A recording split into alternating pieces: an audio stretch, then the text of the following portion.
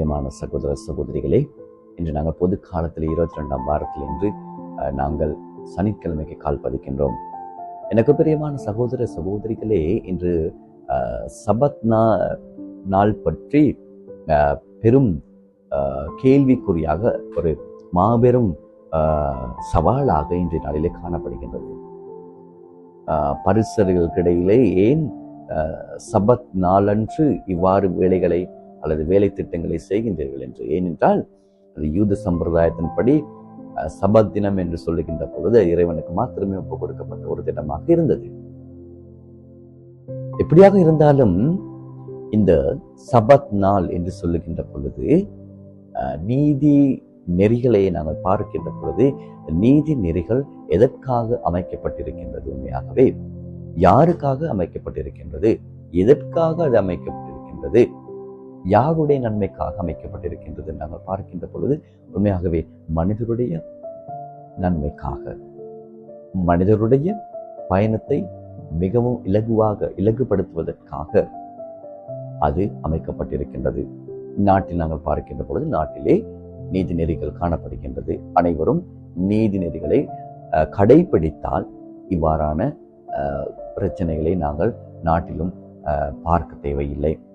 யாரும் அனைவருமே நீதிக்கு முன் சமமானவர்கள் என்று அந்த உண்மையான கருத்தை புரிந்து கொண்டிருக்கின்ற பொழுது, அது செயற்படுகின்ற பொழுது, நாட்டிலே செயற்படுத்தப்படுகின்ற பொழுது உண்மையாகவே இந்த நாடு அழகாக முன்னோக்கி செல்லக்கூடிய நாடாக மாறும். ஒருவருக்கு ஒரு நிதிய ஒரு விதமாக இன்னொருவருக்கு இன்னொரு விதமாக நீதியை செயற்படுகின்ற பொழுது அது மிகவும் ஒரு இலகுவான தன்மையினை அல்லது ஒரு மாபெரும் கேள்விக்குரிய தன்மையாக, கேள்விக்குரிய ஒரு விடயமாக அது மாறலாம். இன்றைய நாளிலும் இறைவன் இயேசு சொல்லுகிறார், எதற்காக இந்த நீதி நெறிகள் காணப்படுகின்றது? மனிதர்களுடைய நன்மைக்காக, அவருடைய தேவைப்பாடுகளை பூர்த்தி செய்வதற்காக, அவருடைய வாழ்க்கையை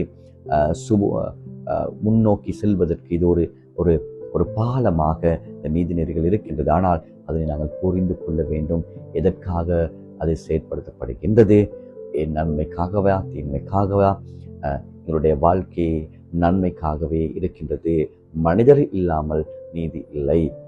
மனிதர்கள் இருக்கின்ற காரணத்தினாலே நீதி நெறிகள் காணப்படுகின்றது என்பதனை புரிந்து செயற்பட வேண்டும். அப்பொழுது நாங்கள் எதற்காக உபவாசம் இருக்கின்றோம் அல்லது நாங்கள் எதற்காக சபத் நாளை புனிதமாக கடைபிடிக்கின்றோம்? நீதியிலே நெறியிலே இருக்கின்றதுனாலே நான் கடைபிடிக்கின்றேனா? அல்லது உண்மையாக என்னுடைய வாழ்க்கையிலே அந்த நீதி நெறிகள் அவசியம், அது என்னுடைய வாழ்க்கைக்காக இருக்கின்றது என்று நான் சிந்திக்கின்ற பொழுது, செயற்படுகின்ற பொழுது அது என்னுடைய வாழ்க்கையிலே ஒரு படிமுறையாக, வாழ்க்கையின் ஒரு பகுதியாக அது மாறிவிடும். அப்பொழுது இவ்வாறான கேள்விகள் எங்களுக்குள்ளே வராமல், எங்களுக்குள்ளே இந்த கேள்விகள் எழும்பாமல் இருக்கும். எனவே அதை நாங்கள் முயற்சி செய்வோம் புரிந்து கொண்டு செயற்படுவதற்கு.